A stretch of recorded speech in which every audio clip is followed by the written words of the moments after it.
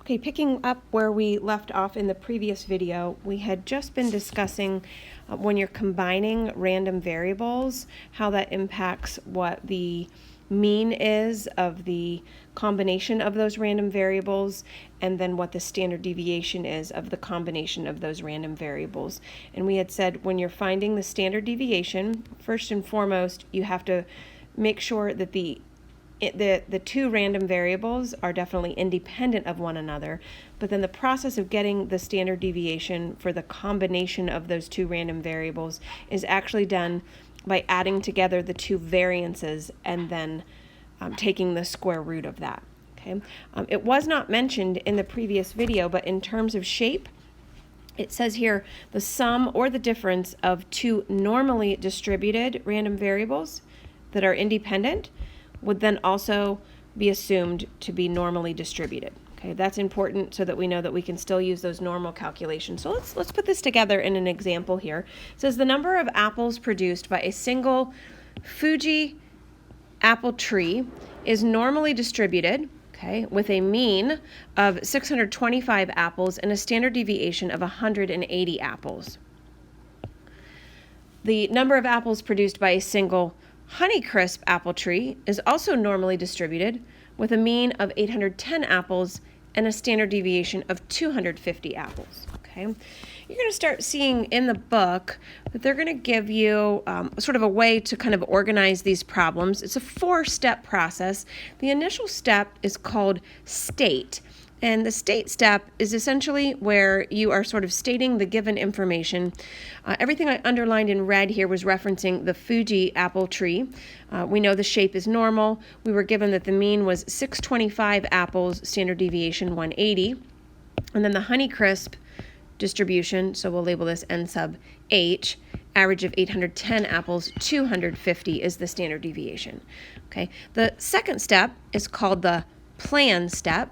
Okay, and this is essentially where we're kind of writing out what is this question asking us, what is our goal here. If we read further, it says suppose that you were to purchase 2 of these trees, one of each type, one Fuji and one Honeycrisp. We are asked to find the mean and the standard deviation of the total number of apples that are produced by these 2 trees, and we're asked to describe the shape of the distribution. Okay, so if we're looking for the total, that's going to be a new random variable that will come from taking the random variable f and h and adding those together. Okay, they are asking us, it said here, to find the mean, standard deviation, and describe the shape. So we are asked to find mu sub t, sigma sub t, and the shape of t. Okay. Now, the next step is the do step, okay, and this is where we will actually perform these calculations. When we are combining 2 random variables and we're talking about finding the mean of that combination, we simply take the means of each separate random variable and we combine and add those together to get what the average would be for the 2 trees combined. And so one Fuji tree randomly selected plus one Honeycrisp tree randomly selected would typically have an average combination of 1,435 apples. Okay. Now for the standard deviation, the spread, once again, we always want to be thinking if we're going to be combining these 2 trees, we definitely have to be able to assume that the trees are independent of one another. So knowing how many apples are on the Fuji tree that we were to randomly select would in no way influence at all the number of apples that are on the Honeycrisp tree. And that seems like that's a fair assumption. So that means I can move forward and proceed with going ahead here and finding the spread of t. Okay. Recall that when we find the standard deviation of t, that is actually found by taking the variance of each of the random variables. The variance is the standard deviation squared. So I'm going to take the variance of each of these, square them, add them together, and then take the square root of the sum. That will give me the standard deviation of the combination of the 2 random variables. Okay, I'm also just going to make a remark here that the shape is normal. Okay, and that is simply because of what we set up here. If they both were normal, when they get combined together, the assumption is that the combined shape is also normal. Okay, the last step then is the conclude step. Okay, and this is where we would just kind of combine together all of our information. So the shape of T is normal, and we're saying the mean is the 1,435, and the standard deviation is the 308.06. Okay, that's called the state plan do conclude process. You'll see that a lot as we continue to move through the book here. Now, the next question to this says you're going to make a profit off of this investment if the trees produce at least 900 apples combined together. Okay, recall at least means greater than or equal to. Okay, so we want to find the probability that you will make a profit off of this investment. So in other words, I'm going to use a T here, okay, because we're referencing this combined total of the two trees together. Okay, if you were to combine and total up the apples, we are looking for a profit would mean that at least there are 900 apples. Okay. It is okay for me to use the normal CDF feature because the shape of the random variable T is normal. I'm going to just, for good communication here, draw a bell-shaped curve, put the mean for T down the center. We're roughly going to call that 900. We're looking for at least, which means greater than or equal to. I'm definitely anticipating that my answer is something that will be over 50% here. Always labeling the computer output, or calculator inputs rather. My lower bound is 900, my upper bound is 10,000, filling in the mean and the standard deviation. And when we put this into the calculator, we see that we're looking at roughly a 95.88% chance that you're going to make a profit off of this investment. Okay. All right, let's go ahead and move to the next example here. Okay, in this example, it says the heights of women are approximately normal with a mean of 64.6 inches, standard deviation of 2.4. Okay, the heights of men are approximately normal. There they give us the mean and the standard deviation as well. Okay, I'm going to go ahead and list state here. Okay, in our state step, we're going to write our nice abbreviated form here, all of our information for both the women random variable and the men's random variable there for the height. Okay, the next step is the plan step. Let's read further in the problem. Suppose that you randomly select a couple and you sum the heights of the woman and her spouse. Okay, find the mean and standard deviation of their combined height. Okay, of their combined height here. All right. So notice that we are just randomly selecting a couple here, okay? So we're going to say the total of their height combined would be the woman's height plus the man's height. This is asking us to find the mean of the total, the spread of the total, okay? So we're going to move on to the do step, okay? For our do step here, to get the mean of the total, we would simply be adding together the means of each of the random variables. So we're looking at a combination of roughly, on average, 134.3 inches. Here's where we have to be careful. When we do the standard deviation, we actually need to be combining their variances. Okay, we need to be combining the variances. The shape, we could certainly say that that would be approximately normal because that was the description of each of the other two random variables. And then moving on to the conclude step here. Okay, the conclude step is where we're going to kind of throw this in together. The shape of the T random variable distribution is approximately normal, so I'm going to put the n there. I'm going to put the mean and the standard deviation there. Okay. All right, so let's move on to this idea here. It says, let's suppose that we let a random variable x be the outcome of your very first roll, okay? And x2 is the outcome of a second roll, okay? Although these are outcomes of the same random phenomenon, they are different in that they are coming from a completely different trial of a random phenomenon, okay? So we're asked here, what exactly does adding these together mean, okay? Because it actually is not just x1 plus x2 equaling twice the value of x. When you are adding two different trials that are the same random phenomenon, so we're talking about two different trials, same random phenomenon, we actually treat those as two completely different random variables. Similar to what we did up above when we're treating, W and M are two different random variables. We're combining those together. We follow these rules here for how we say what the new mean is and the new measure of spread is. Okay, so we're going to look at that with this example, this roulette example we had discussed before. We talked about when you play the game of roulette, a gambler bets $1 on red. They have an 18 out of 38 chance of, if it lands on red, they will then earn $1, okay? They have a 20 out of 38 chance then of losing the dollar, okay? So here's the probability distribution for X, which is their casino winnings, and this is what the mean and standard deviation are for their casino winnings for a single game, okay?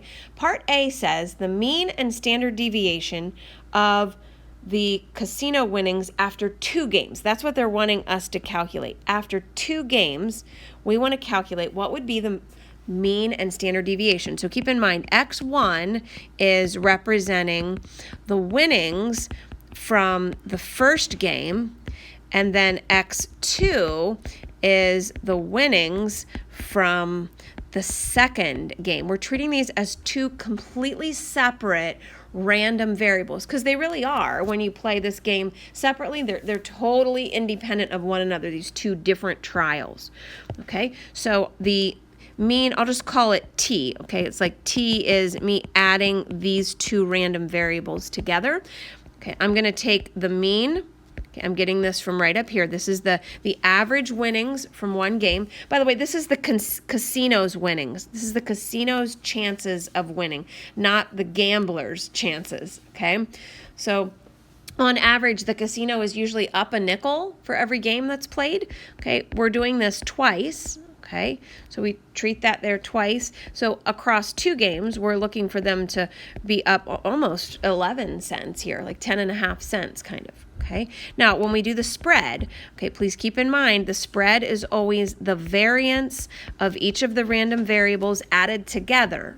Okay, and then you take the square root of that to reveal the standard deviation of the combined. Okay, so I'm getting, here's my standard deviation. I'm squaring it to make it the variance for each of the 2 trials. And then that's going to come out to, actually don't have that number here on me. If you were to type that into your calculator, I guess you can fill that in here. I don't have that on, maybe I do here. Okay, yeah, I think that is going to come out to 1.9944, okay, is the typical spread here. Okay, this example is just asking you to essentially do that same thing, only they want you to do this for if there were 3 games. And so the idea would be we would add another 0.0526 to this, and we would extend the square root symbol, and we would add another variance in there so that we've added 3 of those there. Okay, what I want you to notice here in this chart, you can see here it's been done for you over repeated games, okay? And this was the one that, oh, well, maybe that's not right.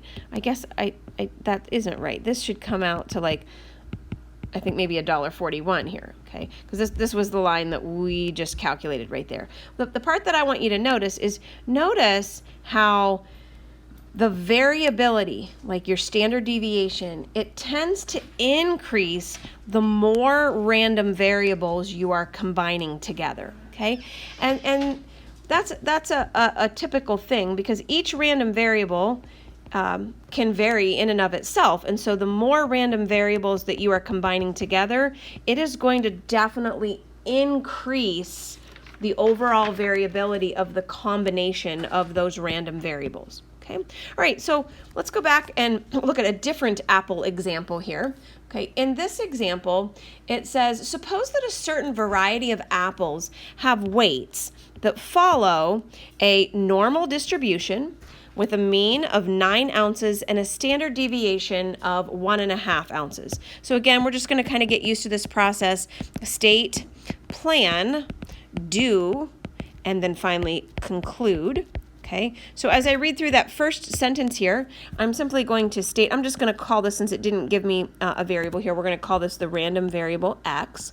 Okay, the average weight of a bag of apples here is, average weight of an apple is 9 ounces. A standard deviation of a single apple is 1.5 ounces. It says if bags of apples are filled by randomly selecting 12 apples, what is the probability that the sum of the weights of those 12 apples is actually less than 100 ounces? Okay, before we can answer the probability question, we need to construct what it would look like if we were to fill a bag with 10 apples, because this information is only representing a single apple. So our plan is to create a new random variable called t, where we would string together essentially 12 of these trials. We're selecting 12 apples, okay, all the way up to x sub 12. Okay, we want to find what the mean weight would be of the 12 apples. We want to find the spread of the 12 apples. And then we were also asked to find the probability that a bag of apples would weigh less than 100 ounces. Okay, so that's all our plan step. That's what our goal is. And before we can answer the probability aspect, we need to first complete the do step, which is us recalculating here what is the center of the new random variable t. Okay, now that would basically be us adding 9 up 12 times in a row. Okay, so I could write it out 12 times, or I could simply multiply 9, because that's the mean of a single apple, times 12, and that would give us that roughly the average weight of a bag of 12 apples would be 108 ounces. Okay, and then to get the spread, okay, I'm going to use my standard deviation of a single apple, which is 1.5 ounces. Again, that essentially would be me adding the variance of a single apple 12 times. Okay, so I could write it out 12 times, or I could say if there are 12 of these variances, I could just multiply it by 12, and that would give me 5.20 ounces for the spread. Okay, keep in mind the shape was normal, so that means the shape of t should also be normal. So when I write my conclusion here, I'm doing n sub t 108, 5.20. Okay, and then I still have to answer the probability aspect here, this piece right here. Okay, so we're looking for what is the probability that a single bag of 12 apples would weigh less than 100 pounds. It's totally fine for me to use the normal CDF feature here. Okay, I need my calculator inputs. I'm going to show some good communication here by drawing a curve, putting the mean down the center. 100 is over here, and I'm going to be shading everything to the left of that. Okay, we're going to label these. Okay, I'm pulling these from here. So we're saying this is 108 and 5.20, negative 10,000, because I'm going back into the lower tail. And this comes out as an answer of roughly only 6.20% chance of that happening, of a randomly selected bag of 12 apples weighing under 100 ounces. Okay, so one of the last things that we're going to kind of touch on here in this video, we talked about adding two random variables together, and this is where we're going to have to be a little bit careful, because this is going to seem slightly unnatural when we get to the spread part of this. We're going to look at what do you do when you are subtracting two random variables. Okay, well, the mean part makes logical sense. If you're going to take two random variables, x and y, and subtract them and get a new random variable, we'll call that d for the difference, then if you want to find the mean of that new difference, the d random variable, or the expected value, you're simply going to subtract the means in the order that you subtracted the random variables. Okay, the thing you're going to have to be careful with, and again, we should only be calculating the spread of a combination of two random variables if we can conclude that the two random variables feel like it makes sense that they would be completely independent of each other. But when you're subtracting two random variables, you do not subtract their variances. you actually still add their variances together. And that is taking us back to this example right here in this chart where we said when you're combining together random variables, the more random variables you combine, it increases what your variance is. You're introducing more variance when you combine two random variables together. And so the idea is you should never subtract the variances. And again, we just don't want to forget that those variables have to be independent in order for us to even really be able to do this, okay? So regardless of whether you are adding two random variables together or you are subtracting them, when it comes to calculating the standard deviation and combining the variances, you are always adding the variances together. Okay, so we're going to look at this last example here to wrap up this video. This is talking about two individuals. Copernicus, he's a realtor. He is struggling to kind of hold on to his job. The amount of property that Copernicus sells per month is normally distributed with a mean of $13,400, standard deviation of 2,200. So I'm going to go ahead and write that information down here in our state step for Copernicus. Okay, and then Bernoulli, who also happens to work at the same realty company, his sales are normally distributed with a mean of $12,200, standard deviation of $3,500. So we will go ahead and write Bernoulli's information. Don't know where they got these names from here. Okay, so there's his information. Okay, it says Copernicus's boss tells him that he must sell $3,000 more than Bernoulli next month, or he will be fired. Okay, so we're talking about Copernicus. He must sell $3,000 more than Bernoulli. Okay, now we're going to assume, and this is nice that the problem told us this, assume that each employee's sales are in fact independent of each other. So knowing what one person's sales is in no way impacts, influences what the other person's sales are. We are looking to find what is the probability that Copernicus gets fired. Okay, so in the plan step, what we're looking for here is we're looking for if he's going to get fired, okay, that means that Copernicus is selling less than $3,000, or sorry, he's selling, less than $3,000 from what Bernoulli is, okay? So what we'll be doing, let me actually just erase this here first, okay? We're going to need to combine these two, like their sales together, okay? And we're going to do this through subtracting, okay? I'm going to take Copernicus's values and I'm going to subtract Bernoulli's from Copernicus, and that's going to create a new random variable D. Okay, now think about that subtraction. I'm going to need to find the new measure of center and the new spread, because ultimately I want to find what is the likelihood that if I were to do this subtraction here, okay, and now keep in mind we're finding the probability that he's going to get fired. Well, his boss said you got to sell more than $3,000 than Bernoulli. So if he gets fired, that difference is going to be less than $3,000, okay? So that's what I'm ultimately looking for, the probability. What's the probability that that difference is under $3,000? So that's ultimately what we're looking for. And before we can answer that, we need to move to the plan step, and we need to try to find what is the measure of center for the difference in these two random variables, okay? Well, that part's easy. We can simply subtract those two and get that the measure of center is $12,100, sorry. Okay, the measure of spread, here we'll have to be careful. Remember, this is the variance. Okay, so I'm going to take the variance of Copernicus. Now, I know I'm subtracting the two random variables, but we are technically adding their variances together still, okay? Okay, we work through this. We get the new measure of spread to be $4,134 and a penny. Okay, I'm going to go ahead and write this all together here. It's a normal distribution because I combined two normally distributed random variables. There's the mean. Here's the spread. Okay, again, good communication by drawing a normal curve, putting the mean of 1,200 down the center.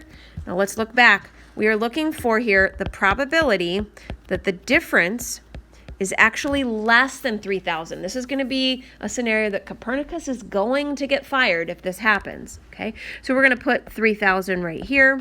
We're going to go ahead and shade everything to the left of 3,000, okay? I'm going to go ahead and use the normal CDF feature. Okay, we're going to label these inputs. Okay, we're going to fill in here. Our lower is negative 10,000. Our upper is 3,000.